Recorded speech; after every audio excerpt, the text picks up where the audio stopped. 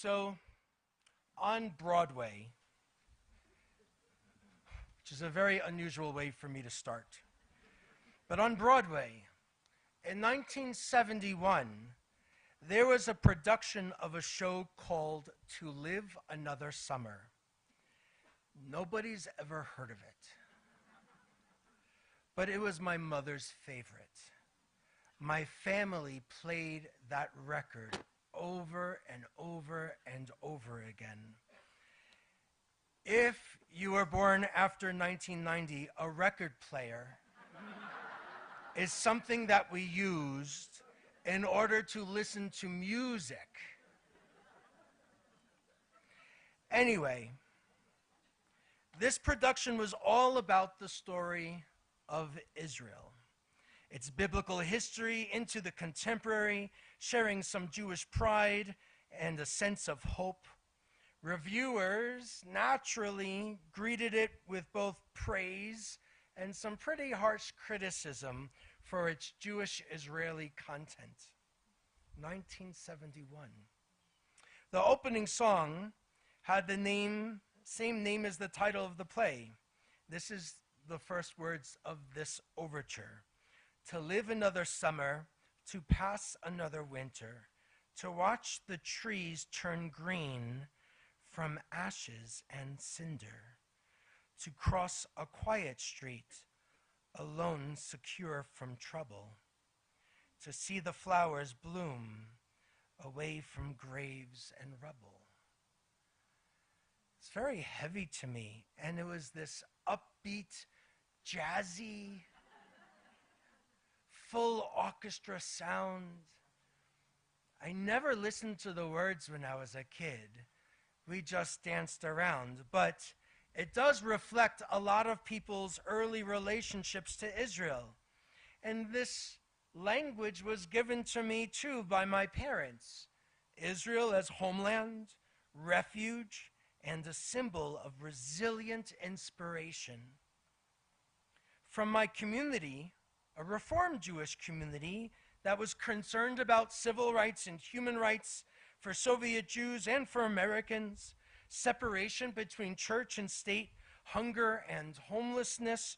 When it came to Israel, they were absolutist.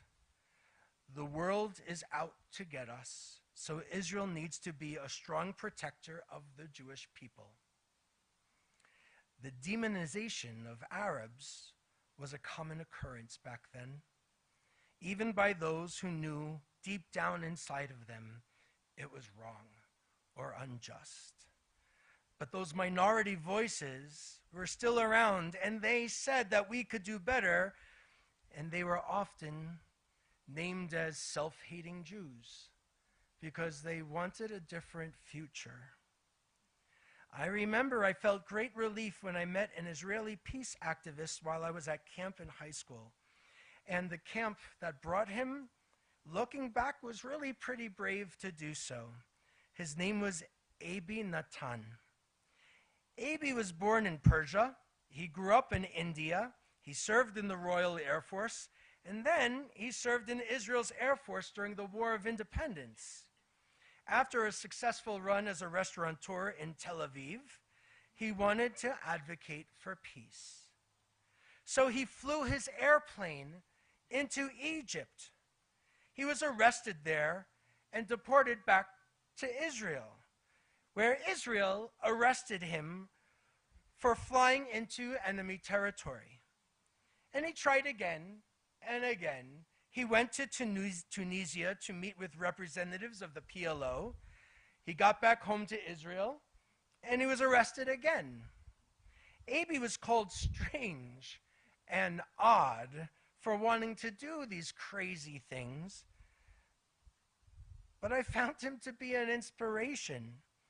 He was eccentric, to be sure, but he helped me find a voice beyond the rhetoric that I was hearing. At a point when the Jewish world was unwilling to call for a two-state solution and was still hoping for the Kingdom of Jordan to create a confederation and take responsibility for Palestinian areas, Abi was a voice of peace, which became the name of his radio broadcast reporting Israeli and Arabic news from a rickety ship in the Mediterranean Sea beginning in 1973.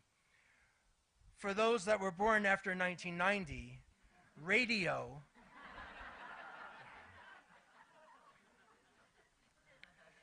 the Voice of Peace, that radio station, brought a different view of Israel to many young listeners, not just in Israel, but also in Egypt and in Jordan.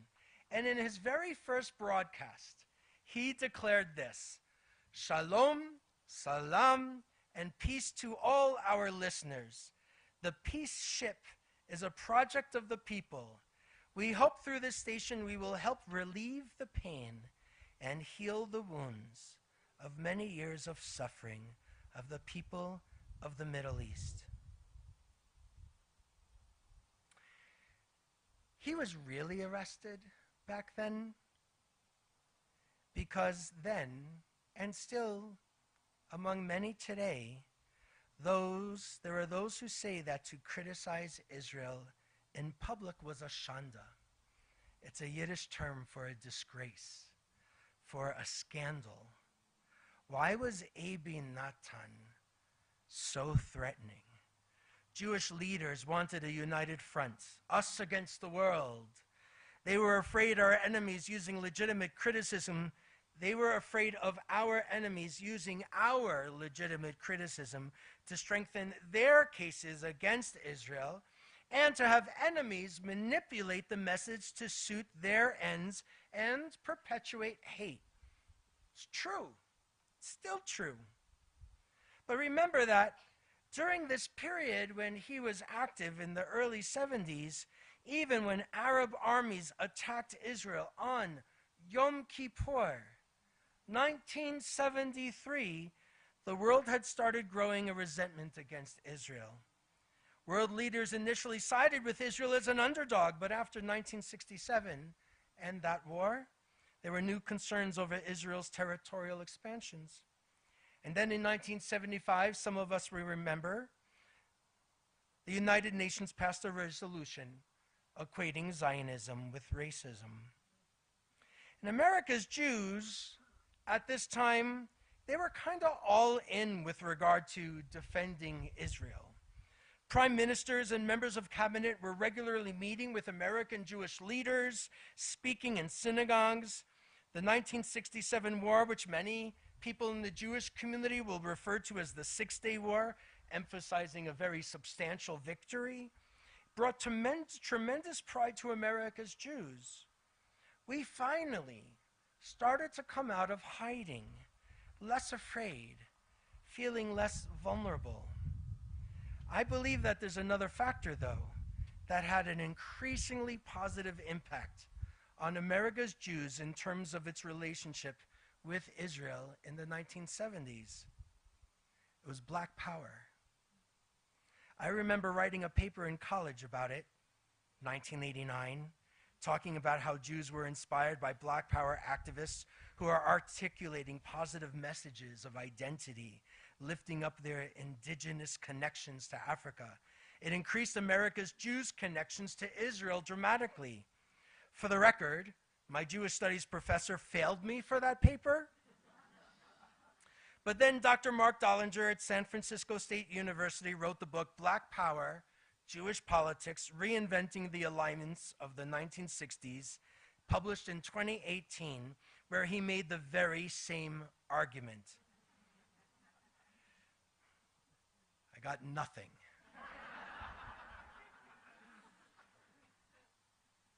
Over time, we were no longer confronting assimilation to a new country. We were no longer experiencing anti-Semitism of our parents and grandparents. Our family members were starting to get good jobs. We started to actually be able to buy houses in this country, even bought a car. Eventually, we started buying two. Some of you might find that hard to believe, that we had one car and that was a stretch once upon a time. Our parents or grandparents, or maybe ourselves, were striving to be good Americans. And now that we are, connections to Judaism and Jewishness and Zionism have become a bit more strained.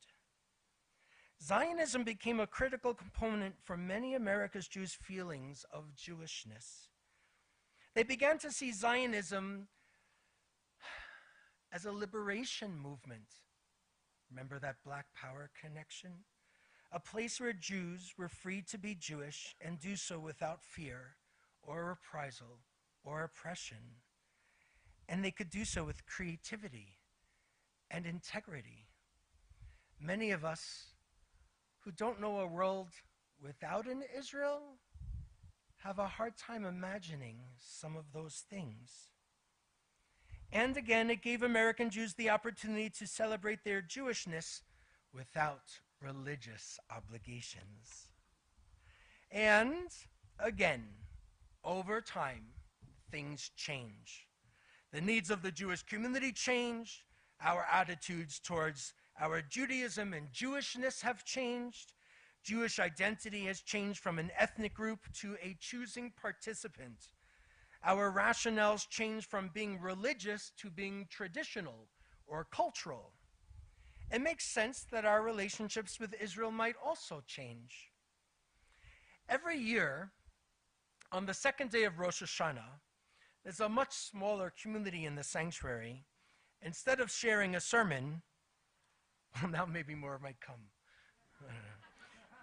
Instead of sharing a sermon, I tend to lead a conversation. Last week, I shared a number of texts identifying the tensions between universalism and particularism in Judaism. It's not surprising that we have both. But I find that many of us are drawn to one side or to the other rather than wrestling with both of them with both hands. There are many rabbis who are concerned that Jews and Judaism outside of Orthodoxy have been focusing too much on the universalistic and forgetting to defend the needs of our own people. And naturally, there are many in the more liberal Jewish camp who think that the traditionalists focus too narrowly on what is particularist. And I saw it so very clearly some decades ago, where if you went into a Reform synagogue, you might see a sign, a banner, big banners, "Stop Genocide in Sudan." And then if you go into the Orthodox shul around the corner, it says nothing about Sudan. It's going to see "Free Gilad Shalit," an Israeli soldier that was held captive. The two never really had them side by side. It was always one perspective or another. At Rosh Hashanah, we didn't have a resolution to our conversation other than to say both perspectives are in Judaism, and I encourage us to wrestle, really wrestle with both, while acknowledging our own biases and leanings towards one or the other. Some years ago, I learned that when it comes to Israel specifically, we can often frame our conversations within two frameworks, but even this is changing. One framework is among the Shomrim, literally guards or keepers. The other is Nevi'im, prophets. Shomrim, guardians, are concerned about security, defense, Israel's survival. Nevi'im, prophets, are concerned with justice and ethics. They're concerned about Israel's soul, not just the survival of the body. Shomrim and Nevi'im, guardians and prophets, advocate and criticize out of love, grounded in hope and concern. Don't you think that it's better than the polarizing words like left wing or right wing? I see myself in both frameworks. Many of you think I'm in both frameworks. You tend to think I'm in the framework that you're not in. I see myself in both. I notice I am more of like the Shomrim when I'm outside of my synagogue. And I often, when I speak in churches or other Jewish community or other community events, and I'm more like the Nevi'im when I speak with you. And today, there are still other people who feel like they don't fit into either framework anymore because of Israel's government's actions or inactions, whether it is tolerance of Jewish settler violence or land appropriation in the West Bank, or policies that diminish the rights of Palestinian citizens of Israel, which, by the way, are 20% of the population. These things have alienated some people in our tents. How many of our congregants have said to me in the past year that they don't recognize this state of Israel, that its behavior in the war in Gaza is just too much for them to continue to support Israel, and they feel like they've been lied to. And still, there are others who say that this is the land that was promised to the Jewish people, our homeland. And I have to be honest with you, the whole conversation causes me great, deep pain. I'm saddened that there are people who feel so distant from Israel that they cannot see the Jewish ethics or values being lived out. I don't see it in this government either, but I see it in the people. I see it amongst the people protesting for a better future all the time. I'm saddened that people who want to defend the state of Israel and its actions have often been unwilling or unable to share any empathy for the people of Gaza who are facing excruciating hardship. My pain comes still from others outside of the Jewish community who shout epithets at our Jewish middle school students, calling them baby killers, as if our kids have any responsibility in this war. And my pain comes when violence strikes bolder, where provocative, violent language convinces individuals that an act of terror will somehow save Palestinian lives. Karen Diamond, who was murdered from that attack, was a friend to many of you. Some of you were at the Run for Their Lives walk that day. One young adult who grew up here in this congregation, working in the area, was carrying water and putting out the fire on people's bodies. It's hard to believe that our friends and neighbors were witnesses to that attack. May those who hurt and who were traumatized find paths to healing speedily and soon. But here's my point that I want to share with you.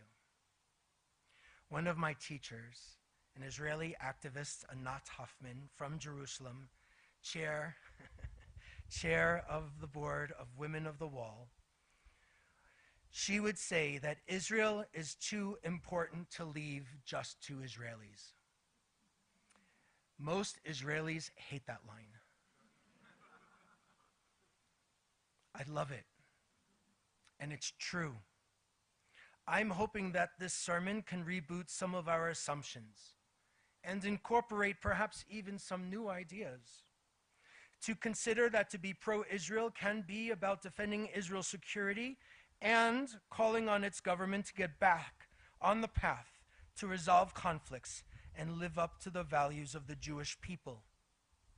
To recognize that no self-serving, one-sided narrative from either side will help the two peoples living on the land today to resolve their differences, stop killing each other, and build a better future. To be pro-Palestinian state, for me, is to be pro-Israel. I think the occupation of the Palestinian territories, which, by the way, Israel unilaterally withdrew from Gaza in 2005, I think it has poisoned Israel's democracy, which is exactly what people were fearing when Israeli Prime Minister Yitzhak Rabin was assassinated by a Jewish extremist in 1995. Today, Israelis and Palestinians are experiencing such overwhelming trauma, such anger. It's hard for them to have much empathy for one another. So they need us, America's Jewish community, to help build clarity, democracy, and peace. Hamas inflicted a barbaric massacre against Israel on October 7th, 2023. That was unimaginable. Israel's response, which I certainly and unapologetically supported in the beginning, has devastated the region and too many have lost their lives. October 7th affected not just Israelis and Palestinians, but their own peoples in the diaspora and us too here. So for me to criticize Israel's policies or government is not airing dirty laundry. It is actually taking my position seriously as a Zionist, as a partner in building a Jewish state worthy of its name. I'm committed to building an Israel with Israelis and Jews around the world that will live up to our core values. And if that is true, I have no choice but to confront the messianic ethno-nationalism that is currently represented in the Israeli government. They have found it too easy to sacrifice Israel's young soldiers and hostages still in Gaza for a cause that they cannot win militarily. You cannot use military to defeat an idea. Hamas will really be defeated when everyone is committed to the rebuilding and renewal of safety, security, and mutual concern. Some say it can't happen. There's no way to trust Arab leaders or Palestinians. Others, including Jews, will say that Israel is an unrelenting oppressor with no moral conscience. I totally disagree with both. Immediately after the victory in 1967, Defense Minister Moshe Dayan, not a peacenik, not a pacifist, he ordered the removal of the Israeli flag hung by Israeli soldiers over the Dome of the Rock in the Old City of Jerusalem. In doing so, Dayan, who ordered its removal, he was declaring that there is no other option for the peoples of the region other than coexistence, rather than maximalist, fundamentalist claims. Where are our leaders again like him? I want there to be peace. I want the hostages to be returned to their families, either to their loving embrace so that they can bench Gomel, or to have a proper funeral. I want the Palestinians to have an opportunity to build their own future. I believe in Israel, the land, and the people as the physical embodiment of hope, as I said on Rosh Hashanah. And so I want to nourish its roots in its founding values of equality, freedom, and justice, along with its commitment to a liberal democracy. So, as I have shared throughout these holy days, it's time to show up. We cannot disappear. We have to listen to each other, our concerns, our hurts, our wounds, explore these issues with curiosity and wonder, and look for nuance before making declarations. We have to stop trying to change the narratives that Palestinians hold, and they need to stop trying to change ours. We need to learn about a real Israel, a messy, complicated Israel, just like us, where people love and cook good food and argue and then hug afterwards. On Friday, you're going to receive an email from me with the sermons, along with some resources to help you consider if and how you want to learn, engage, and advocate. I hope you will consider coming to Israel with me in March. I love Israel, and I'm going again. Nobody can take my hope away. So I've put together our next tour, and I'm calling it Bridges to Hope. It will include information. The email is going to include information about where we can hear more about the program, about the tour, the journey. There's going to be a meetup that we will have where people can meet and ask real questions. But this email is also going to have information about where we can responsibly support the people of Gaza with essential humanitarian aid that is coming through Israel. And there will be organizations to support that are responding to the mental health and trauma crises that Israelis are experiencing as a result of Hamas's attack, war, and missiles that are still falling in neighborhoods. I hope with all my heart that we can find a way to have a relationship with the people and the nation of Israel without any more Jewish litmus tests. A relationship as a shomer or as a navi, a guardian or a prophet. A relationship maybe as a pilgrim visiting for the first time. A relationship as a Zionist, or if that's too loaded, perhaps just a lover of Zion. As for me, I'm trying to be a partner, a co-builder of democracy, hope, and coexistence. And as we sit here today, there is a deal, and I haven't seen what's happening in the last 24 hours. I hope this deal ends the war, returns hostages, builds a future for Palestinians. I have no idea if it's going to go through or not. I will pray and I will advocate for the hostages to be returned home, for a war to end, for a new chapter for the Palestinians to begin, for the people of Israel will begin to heal and hope for a better tomorrow. While Thomas Friedman is right, the closer we get to peace, the more the haters will try to derail it.